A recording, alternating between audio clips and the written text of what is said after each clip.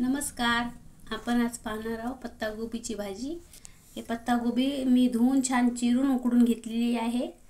इथं टमाटा आहे चिरलेला, इथं कोथिंबीर आहे, इथं चिरलेला कांदा आहे, इथं ठेचा आहे आपल्याला जेवढा लागते तेवढा मी काढलेला, आणि इथं शेंगदाण्याचा कूट आहे, इथं हळद आणि मीठ आहे.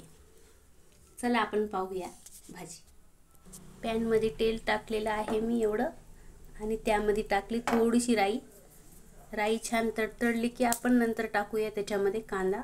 राई आपली छान अशी तडतडायली, टाकूत कांदा. कांदा छान मी चिरून घेतलेला आहे, बारीक मोठ्या आकाराचा एकच आहे.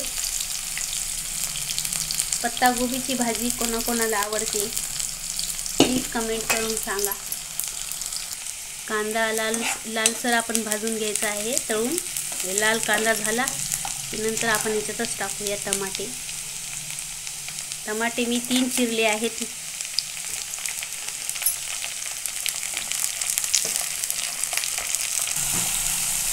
टमाटे छान असे लालसर गायन होऊ द्यायचं. यातच टाकूया आपण मीठ आणि हळद टाकून घेऊया, जेणेकरून आपले टमाटे छान गायन होतात.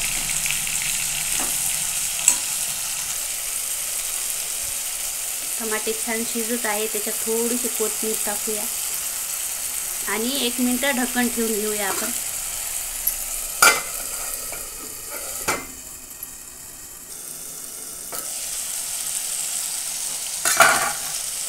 हे आलू आता यामध्ये आपण ठेचा टाकूया. टमाटे छान असे गायन नरम झालेले आहेत. आपण याच्यामध्ये काय की ठेचा टाकून घेऊया. या ठेच्यामध्ये मीठ, लाल लसूण आहे आणि कोथिंबीर पण आहे. याच्यामध्ये छान असं हलवून घेऊया. अजून 5 मिनिटं ढक्कन ठेवून घेऊया. पूर्ण मी दाखवायले लॉंग व्हिडिओ होणार आहे, प्लीज बघा. चुकलं तर सांगा मला. आपली गावाकडची पद्धत आहे.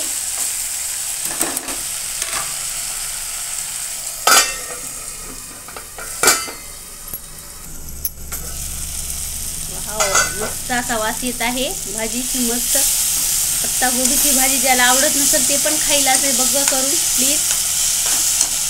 आणि हे आपण गोबी उकडलेला आहे हे पण टाकून घेऊया याच्यात. छान हलवून